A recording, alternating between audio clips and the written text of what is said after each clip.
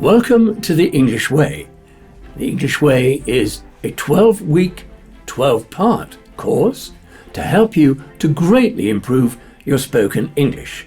Now, every week you'll have a video to study, but you'll also have access to a workbook, 12 of them, and an audio, 12 of them.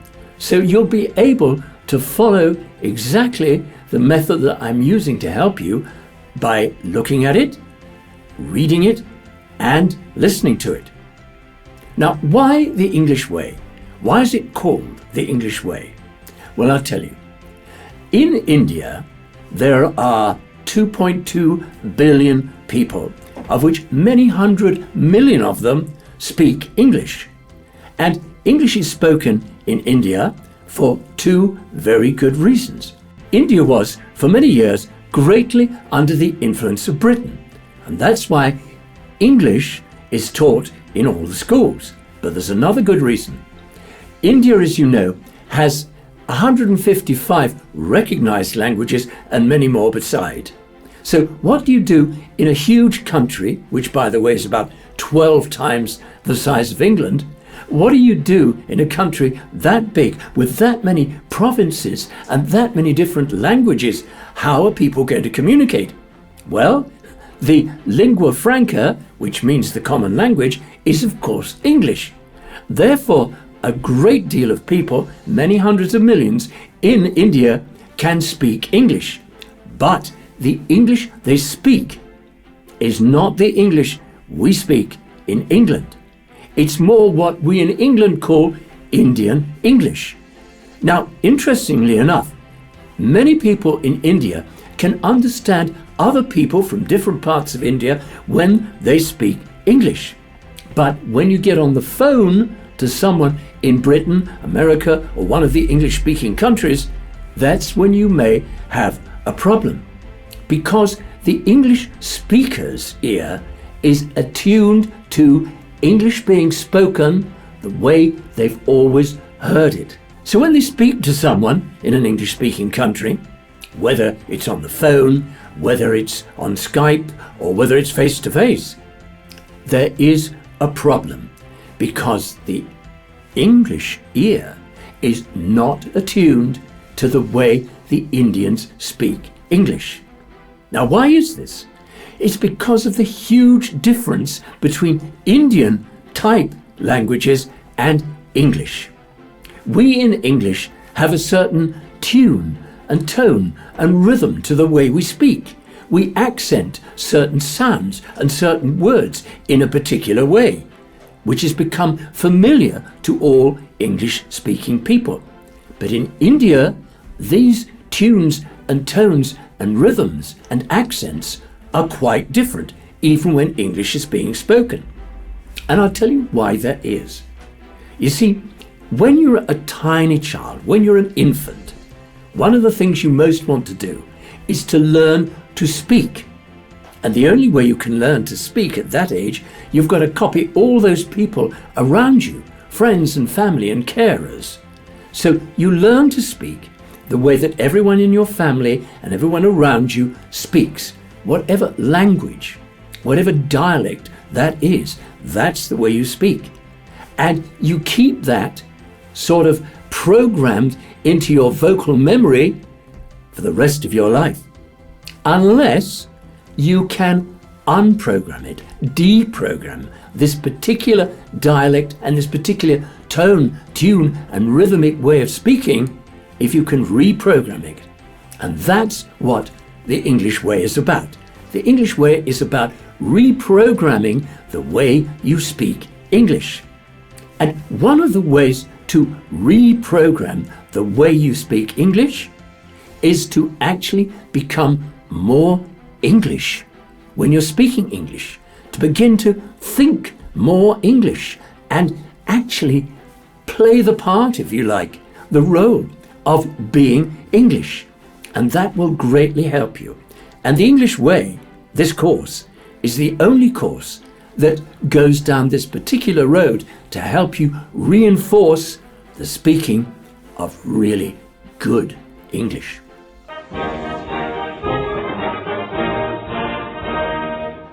let's talk about Indian people as compared to English people. Now, Indian people, in my experience, tend to be more gentle, more meditative, more caring in the way that they interface with life and with other people. The British tend to be stronger, more assertive, and certainly vocally more assertive. So we've got to take your Indian voice and begin to make it more English. Now, how do we do that? And by the way, here's one of the things that I found was really interesting about people who want to learn to speak English in India. Most of the people who learn to speak English in India are taught by Indian speakers. But no matter how good an Indian speaker is at actually speaking English, if they are Indian and they still have the imprint, the overlay, the programming of their original Indian voice in their head when they speak English, then it's always going to sound like an Indian person speaking English. So if you in India learn from this kind of person as opposed to learning from a real English speaker like myself, you're never probably going to get exactly the kind of tune and tone and rhythm that the English expect to hear when someone from India speaks with them. As you may know, I was for many years an actor in films and television. I'm not a fool. What is he to us? We have fresh information from one of our contacts at Control Center. He's the sworn enemy of the Daleks. He's the one man they're afraid of, don't you see? It's our only hope. If we don't act quickly, it may be too late. And I have to tell you that acting is not difficult. Some actors make it seem very difficult because I guess they think if they made it seem too easy, everyone would think they could be an actor. But think about your childhood. When you were a kid, didn't you pretend to be somebody else? Didn't you pretend to be a soldier, a fireman, a nurse, a doctor, a policeman, whatever it was? Did you not do that? Because that's what we do as kids. We pretend to be someone else. And it's really fun. So it's perfectly easy for you to pretend when you're speaking English that you are English. And this is psychologically and mentally going to make such a difference to the way that you actually speak English. Because you won't then have one foot in India and one in England. You'll be able to be as English as you like. But nobody's asking you to stop being an Indian national. We're just asking you to take on the role. Because if you think about it, during your day, you play a lot of different roles. You may be one kind of person at breakfast with the family. You may be another kind of person when you go to a coffee shop to have a coffee on the way to work. You may be another kind of person when you arrive at work and you greet the doorman, but different again if you have to talk to your boss. You see what I'm getting at? We change roles without even realizing that we do it all day long. So what I'm asking you to do in changing the role when you speak English to being more of an English person is not as difficult as you might think. And as you go through this 12-week course, you'll find how easy this is and what fun it is. Now, let's start off with what I call the 5 primary sounds. Because there are certain sounds in English, that are in key places in many of the key English words that we use all the time. So the first of these sounds is ah. Ah, like in park the car. Ah, wide open mouth and a flat tongue. And remember that in English, we open the mouth much more than in many Indian languages, and we also articulate much more carefully and much more noticeably. And we also tend to talk more slowly, with more assertiveness. Ah. You can judge how ah should be by taking 2 fingers together like that and putting them between the teeth. Ah. Ah. Ah. Now I want you to try them. Flat tongue, open mouth. Try ah. Quite good. You can do better than that. One more time and ah. Good. You can think of it as being a bit like a sigh, like ah. You know, if you were walking along the road and you saw a very pretty baby in a pram, you might turn to whoever's with you and say, ah, what a pretty baby. Ah. So you've got to breathe out on it and sigh out on it and keep it wide open, like ah. Can you try that again? One more and ah.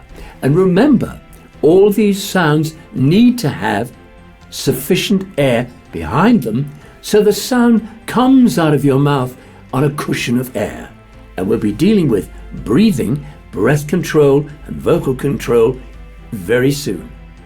Now the next sound I want you to think about is A. A is quite like ah, but the mouth isn't quite so open and the back of the tongue starts to rise slightly.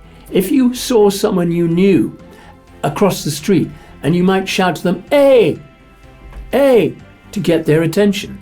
A.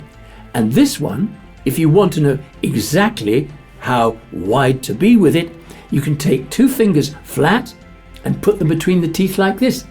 A. A. A. So would you try that? Remember, you're just shouting to a friend across the road, tongue, back of it coming up slightly, mouth not quite so open as with R.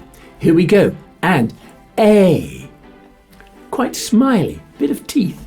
A. One more time.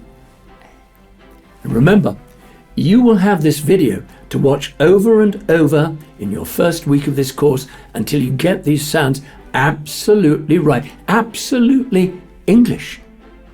And you can also hear them because there'll be an audio and you can listen on the audio and you'll see them written down in your workbook. You'll be able to see, read and hear them. So we've done R and we've done A. Now let's close the mouth a bit more until we get to E. E is wider, brighter, a bit like a smile. E, yes? And the tongue, the back of it, has risen rather more now. E. And E is quite close, but don't do what many Indian people do when they're trying to speak English. On the E sounds like I see you, they close the teeth completely. There's got to be a little gap, enough to get your little finger in. E. E. E. As in C. We've done park the car. This might be see the meter. See the meter. C. Do you hear what I'm doing? C. E. So give me a nice E, proper gap. E. 1, 2, 3. Here we go. E. Not bad. Let's try it one more time. E. Good. Now you've got R, A, E. And now we're going to turn to two sounds which are quite different but come in a lot of words. The first is O. Now O is round lips and you've got a flat tongue like you had in the sound R. O. And you can just get your index finger in like this. O. O. O. O. And you might be saying to somebody in English, oh, I don't mind, or oh, that can't be true. Oh, I say. It's a sound and a word, oh, on its own, that we use a lot in English. So I want you to try with this O. O. Can you do that? O. As in, here we go. O. Very good.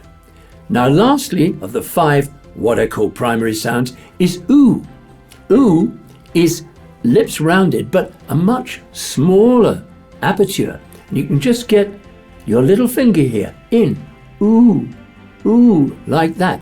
flat tongue, lip rounding, ooh, ooh, ooh, ooh, ooh. Don't let it go back into oh, it's ooh. So do it for me. And ooh. One more. Ooh. That's coming. So now you've got ah, wide open, a, not quite so open, e, bit more closed, o, which is quite round, and oo, which is a tiny, tiny little oo. R, A, E, O, oo. Those are sounds that come in so many key words in English that we're going to work with. Of course, there's many, many more sounds. And as the course goes on, we'll look at different kinds of sounds and how they feature in different words and how important it is to get them exactly right. But for now, your assignment for this first week of us working together is I want you to focus on R, A, E, O, and oo. I want you to get these as right as you possibly can. Watch the video over and over. See how I do it. Listen to it very carefully, how it sounds on the audio, and notice what the sounds look like when you see them on the paper. Ah, park the car. A, maybe there's a meter you have to pay on the day. E, maybe you see something. I see a big tree.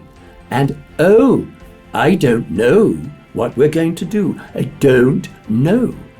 Oh, I've got a good one for ooh. My balloon burst too soon. How'd you like that? Ooh, ooh, ooh.